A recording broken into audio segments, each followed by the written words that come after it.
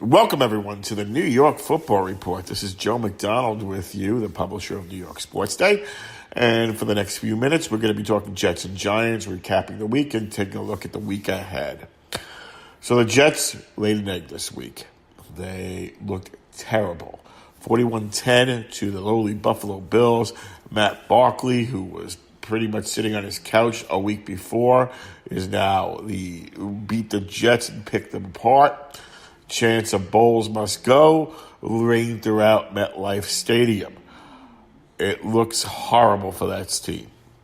This team looks like it has given up on its coach, and they will probably relieve Bowles of his duties at the end of the season. And look at it this way. Unless it's like a situation last year where there's a franchise-wide revolt against the coach, with Ben McAdoo last year after he benched Eli Manning. There's no reason to fire a head coach in the middle of the season. It does nothing.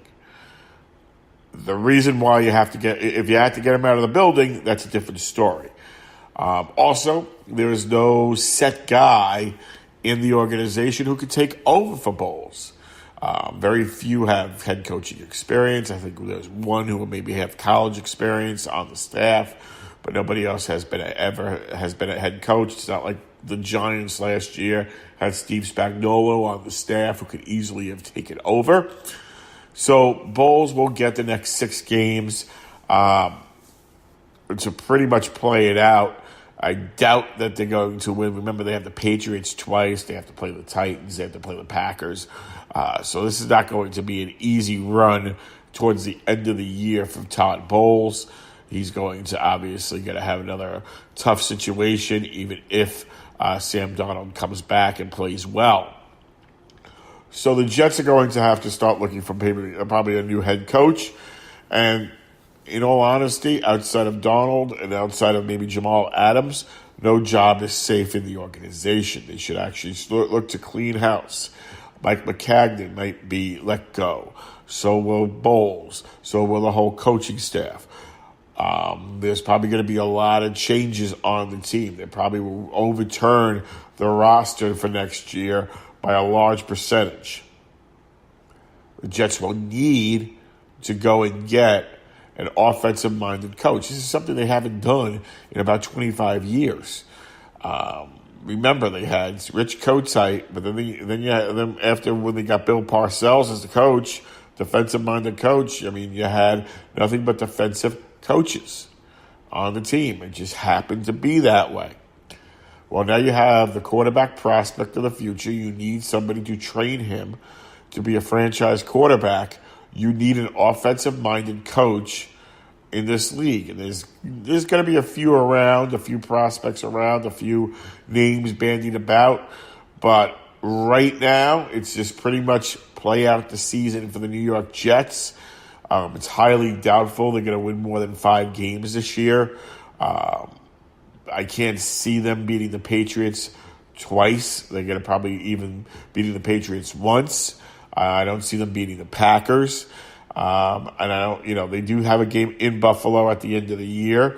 And they probably won't even beat the Titans. It's going to be a tough schedule for them going forward. So, pretty much the team has given up on Bowles.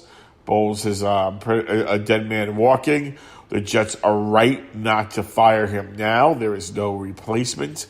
And the team would be in total disarray. There's no set marker out there. There's no way to clean and make it say, hey, this is the new guy. He's going to be here for the rest of the year, and then we're going to look at it. It's just going to be a lame duck coach, lame duck staff, maybe a lame duck front office. Outside of the Johnsons, there may not be people left after this year. There might be a total cleaning house of the football operation. So that's the first thing with the Jets. The Giants surprisingly won. They went to San Francisco. Eli Manning thought it was 2010 all over again and made a comeback win for him. But make no mistake, the San Francisco 49ers stink. So do the Giants. So this is a game they could have. but, don't put too much into it. They had no pass rush. They gave Eli time to throw the ball, and therefore he was able to make the comeback that he had. Next week's going to be entirely different for them. They're going to be playing the Tampa Bay Buccaneers. Not a huge team either. 3-7. They only have 3 wins on the year. I believe they're 3-6. To me, they have Jason Pierre-Paul, who's going to look to prove a point. So he's going to be in there. That porous offensive line is still going to be terrible. So they may have a rougher time playing the Buccaneers than they did with the 49ers. If Eli can succeed and look good, he can keep his job. But if I'm Coach Pat Schumer, I'm still looking for a situation where I can put in Kyle Loretta to be the quarterback in a situation where he can succeed. If the Giants are down at halftime, I would look to maybe make a switch at quarterback.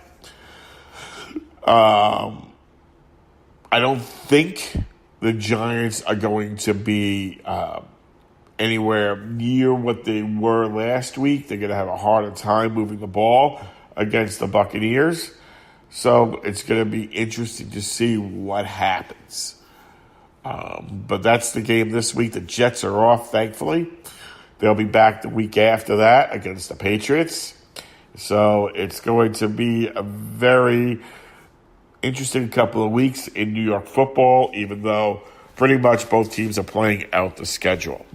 So we'll be back next week with another New York football report. You can download us on iTunes, Google Play, Spreaker, iHeartRadio, and Spotify, or listen to it on New York Sports Day. But we will be back with another episode next week. We'll also have a Pro Baseball Central later this week after tonight's Cy Young Award announcement to see if Jacob deGrom gets a Cy Young Award. So this is Joe McDonald signing off, and we'll see you next time on the New York Football Report.